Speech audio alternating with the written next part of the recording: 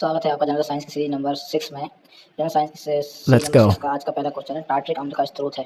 Tartaric अम्ल का स्रोत क्या है? इन चार ऑप्शंस में से पहला ऑप्शन दिया गया है कैनबेरी, दूसरा ऑप्शन दिया गया है एप्पल, तीसरा ऑप्शन दिया गया है लेमन, चौथा ऑप्शन दिया गया है विनेगर। तो right answer of this question is lemon, नींबू। नींबू is the right answer of this question. नींबू में टार्ट्रिक अम्ल पाया जाता है। नेक्स्ट क्वेश्चन इज आग उत्पन्न करने के लिए कौन सी अनिवार्य आवश्यकता नहीं है? Which one is not an essential requirement for producing fire? ईंधन, हीट, ऑक्सीजन, कार्बन डाइऑक्साइड। तो आग उत्पन्न करने के लिए option number D, carbon dioxide की आवश्यकता नहीं होती है। ईंधन की आवश्यकता होती है, हीट की आवश्यकता होती है, ऑक्सीजन की आवश्यकता होती है। नेक्स्ट क्वेश्चन इज संक्रामक रोगों को रोकने के लिए क्या महत्वपूर्ण है?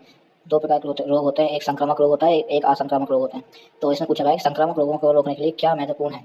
ऑप्शन नंबर ए टीका, ऑप्शन नंबर दो निर्देशन, ऑप्शन नंबर सी अम्लीकरण, ऑप्शन नंबर डी औषधि प्रयोग। तो right answer of this question is vaccination, टीका। तो जैसे कि कोरोना एक संक्रामक रोग था जिसके लिए अपन वैक्सीन का उपयोग कर रहे थे, तो option number A is the right answer, vaccination. भूजल का सबसे ऊपरी भाग कहलाता है? The upper most part of the ground water is called the dash. तो ऑप्शन नंबर ए दिया है संतृप्त मंडल, ऑप्शन नंबर बी दिया गया है असंतृप्त मंडल, ऑप्शन नंबर सी दिया गया है शेप प्रवाह मंडल, ऑप्शन नंबर डी दिया गया है फ्रेटिक जोन। तो right answer of this question is option number B, असंतृप्त मंडल। असंतृप्त मंडल is the right answer of this question, option number B. Next question is आपतन कोण हमेशा परावर्तन कोण के खालिस्तान होता है? तो दो कोण होते हैं, एक आपतन कोण, एक परावर्तन कोण। तो उसमें ये पूछा गया है कि आपतन कोण जो है हमेशा परावर्तन कोण के खालिस्तान होता है। ऑप्शन नंबर ए दिया गया है से ज़्यादा, आपतन कोण से कम, या फिर आपतन कोण के बराबर, या फिर आपतन कोण के 3/4। तो इसका राइट आंसर जो है वो है ऑप्शन नंबर सी, आपतन कोण का मान हमेशा परावर्तन कोण के मान के बराबर होता है। तो आपतन कोण हमेशा परावर्तन कोण के बराबर होता है, option number C is the right answer. Next question इस निम्न में से कौन डेंगू बुखार का नाम नहीं है? मतलब डेंगू को कई नामों से जाना जाता है, लेकिन इनमें से वो कौन सा नाम है जो डेंगू का नाम नहीं है? तो ऑप्शन नंबर ए दिया हड्डी तोड़ बुखार, डेंगू को कहते हैं, हड्डी तोड़ बुखार डेंगू को कहा जाता है। एडन बुखार भी डेंगू कहा जाता है। डंडक बुखार भी, डंडक ज्वार भी डेंगू कहा जाता है, लेकिन दिमागी बुखार जो है डेंगू को नहीं कहा जाता। तो इसमें जो है option number see the right answer, दिमागी बुखार। डेंगू को दिमागी बुखार नहीं कहा जाता, एडन बुखार, डंडक बुखार और हड्डी तोड़ बुखार कहा जाता है। राइट ब्रदर्स को किसके आविष्कार का श्रेय दिया जाता है? तो अगला क्वेश्चन दिया है कि राइट ब्रदर्स को किसके आविष्कार का श्रेय दिया जाता है? तो राइट ब्रदर्स को जो है हवाई जहाज, एरोप्लेन के आविष्कार का श्रेय दिया जाता है। एरोप्लेन जो है राइट ब्रदर्स के द्वारा बनाया गया था। निम्नलिखित में से कौन सा तत्व मानव शरीर में अधिकतम प्रतिशत मात्रा में पाया जाता है? तो मानव शरीर में ऑक्सीजन, कार्बन और हाइड्रोजन और आयरन में से कौन सा तत्व है जो सबसे अधिक मात्रा में पाया जाता है?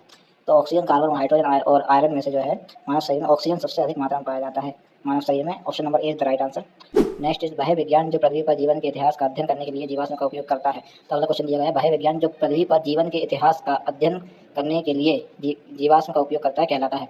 तो इसका राइट आंसर जो है वो है जीवाश्म विज्ञान, option number C is the right answer of this question. जीवाश्म विज्ञान वह विज्ञान है जो पृथ्वी पर जीवन के इतिहास का अध्ययन करने के लिए जीवाश्म का उपयोग करता है। यूरिया का संश्लेषण खालिस्तान में होता है? तो यूरिया का संश्लेषण किसमें होता है ये बताना है। इसमें मस्तिष्क में होता है, छोटी आंत में होता है, हृदय में होता है, या फिर यकृत में होता है? तो इसका राइट आंसर जो है वह है यकृत, ऑप्शन नंबर डी। यकृत is the right answer of this question. Liver, urea का संश्लेषण यकृत में होता है। कटे हुए बैगन या सेब को वायु के संपर्क में रखने पर उसका रंग भूरा हो जाता है, ऐसा क्यों होता है? जब भी आप कोई बैगन को कटा हुआ छोड़ देते हैं तो उसका रंग भूरा हो जाता है, या सेब को भी आप हवा में रख देते हैं तो उसका रंग जो है भूरा भूरा हो जाता है जो कटा हुआ सेब। तो वो किस कारण से या उस प्रक्रिया को क्या कहते हैं? तो ये बताना है अपन को इस क्वेश्चन में। तो ऑप्शन नंबर ए दिया गया है भौतिक परिवर्तन कहते हैं। भौतिक परिवर्तन कारण होता है उसका रंग भूरा, या रासायनिक परिवर्तन कारण होता है, या उत्क्रमणीय परिवर्तन कारण होता है, या फिर किसी प्रकार का परिवर्तन नहीं होता है? तो इसका राइट आंसर जो है वह है रासायनिक परिवर्तन, केमिकल चेंज होता है, इस वजह से उसका रंग जो है भूरा हो जाता है बैगन या सेब का वायु के संपर्क में आने पर। That's all about today video. Thank you for watching.